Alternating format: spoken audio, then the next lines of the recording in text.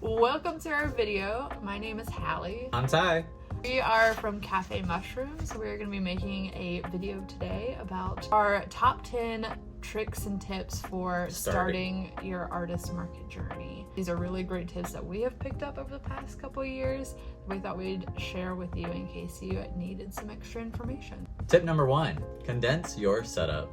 We learned through our first few artist markets that we attended, you don't need a lot of bulky stuff.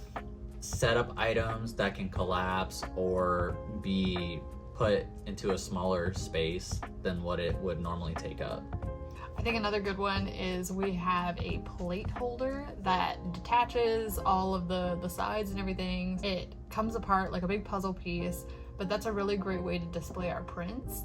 And it's not too bulky when we're carrying it back and forth from markets. So anything that can be condensed back down in size for travel purposes, so you're not carrying like an actual piece of furniture for a shelving unit, anything that can be condensed is going to be your best friend. There are a ton of different products on Amazon that can do that. You can make them yourself. We have found some at Goodwill before. We did start off with some bulkier items and it got to be a lot transporting it back and forth. So definitely condensing it as best you can. Number 2 is decide how far you want to travel for your markets. A lot of the times when we're looking for markets, we decide to kind of have a radius of about an hour and a half outside of where we live. Sometimes a little bit more, but that just gives you kind of a zone to know like, okay, well, I'm spending this much in gas. I have, a certain amount of travel distance that I want. If you go outside of that, you sometimes run the risk of needing lodging. So you're able to kind of determine what markets in your area, especially when you're just starting off, you can do feasibly, especially if they end up maybe not being such a good market. You don't want to be 4 hours away from home and you're sitting there going, wow, this was definitely not my demographic. And now you gotta drive home for 4 hours. Make sure that you find a radius you're comfortable with when you're first starting out. We also have a bonus tip, so if you want to stick around to the end, it'll be there. Tip number 3. Invest in a very good tent, canopy, whichever you would like to call it. The best thing you can go with is a 10 by 10 tent. There are tons of them on Amazon and different marketplaces like that. I recommend getting a white one only because we've run into several markets that have said that they want only white tents. If you want to do a different color, it's totally fine. You may not run into that problem like we have, but white is kind of a good classic color that you probably won't run into any pushback if you have a white tent. We also really recommend having the straight leg tents instead of the slanted ones. Yes. The slanted ones don't give you as much room up top as it does kind of at the bottom because it is made at a slant. And you kind of end up with this strange amount of room on the sides where if it rains, your stuff's either going to get wet, you kind of got to pull it in smaller, you have a less of a footprint to work with. Yes. That's covered by the tent. Definitely get the walls too. If you do any overnight markets where you have to leave all your stuff and come back the next day to vend, you want walls. We have been to some where we did not bring our walls or didn't have them. We were setting up tarps, shower curtains, anything we could throw over our booth to make sure it was covered and secure overnight. While they may have security, you really just don't want to have any temptation for anyone out. Also, it keeps your stuff not out in the elements. So like wind isn't going to take your stuff. The rain's not going to get in.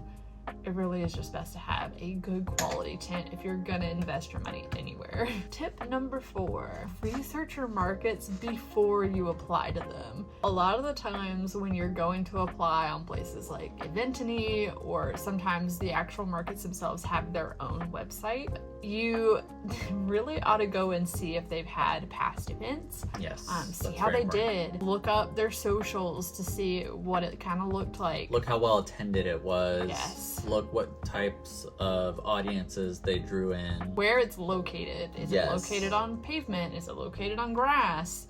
Does it look like it's sitting in a pile of mud? Like, you'd be surprised how the location and the type of markets vary from thing to thing. Even though they may all Heavily. say artist market, where it's located, how long it's been running, that is all really important. What? So we've definitely had a few where we've showed up and it was in like a city park of some kind and it had never been held before. Yes. And we sat there and had exactly 0 customers the entire like 6 hours. Yeah. And no one else around us did either. There was just no one coming. So like it's highly disappointing when you go to an event that you didn't realize was maybe not well advertised or it Well wasn't. placed.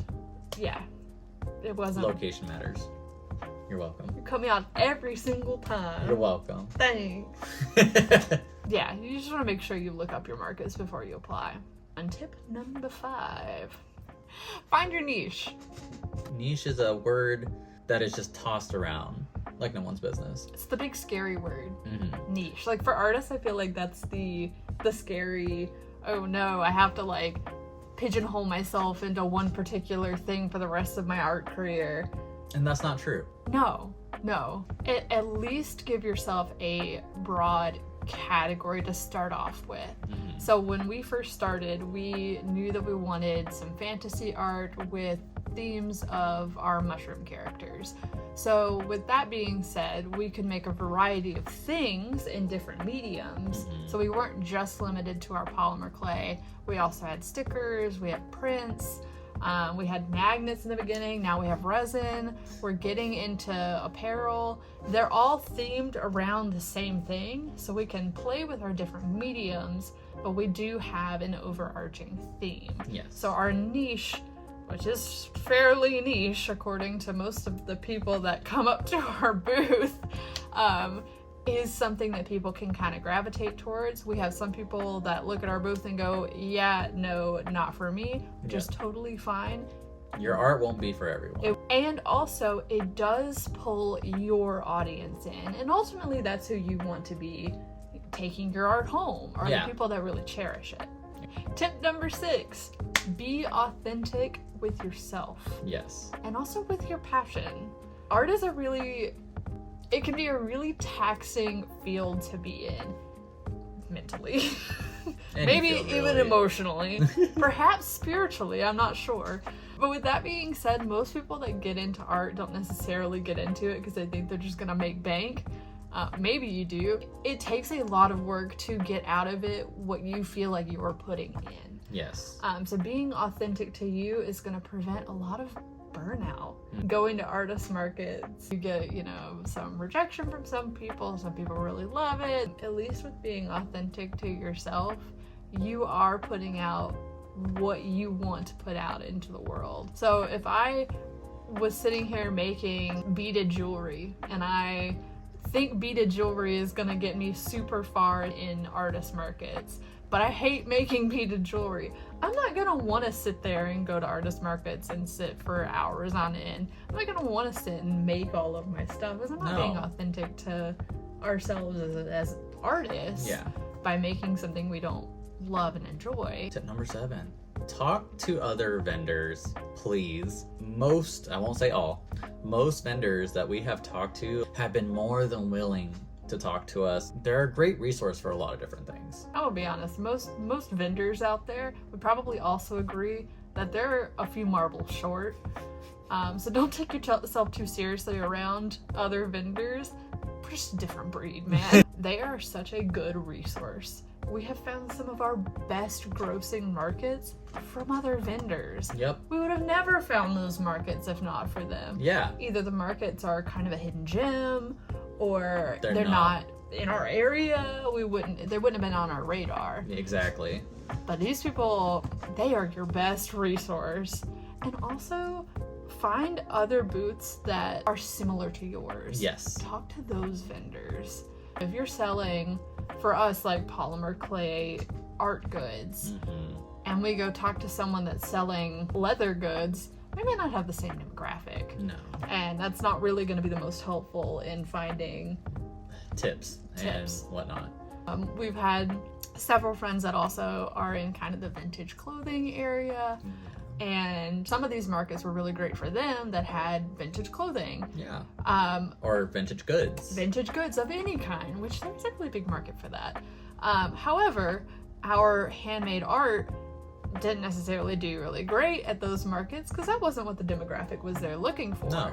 Tip number 8, find your demographic. You'll start to differentiate what your demographic kind of is. So a lot of the times for us, we have a wide range of ages. Yes, wide which is range of odd. ages. We typically get some really artsy people. A good many children enjoy our stuff as well. Yeah. A lot of young adults. So we sort of know that our demographic are in more urban areas, places that are really artsy, that enjoy sort of the funky stuff. Every market is going to be different, and some locations are going to be better. You may have someone that's doing like leather belts and cowboy hats. Yes. They may do really, really great in a rural area where people may want that utility over things that are just for looks. And while that's totally fine, we may not do the best there. Number 9, have a full stock. I know, but if you take anything from this video, do not be the person that has to go home after day 1 of a market and stay up until 4 the next morning making more stock. Yes. We have been that person for you. We've done it.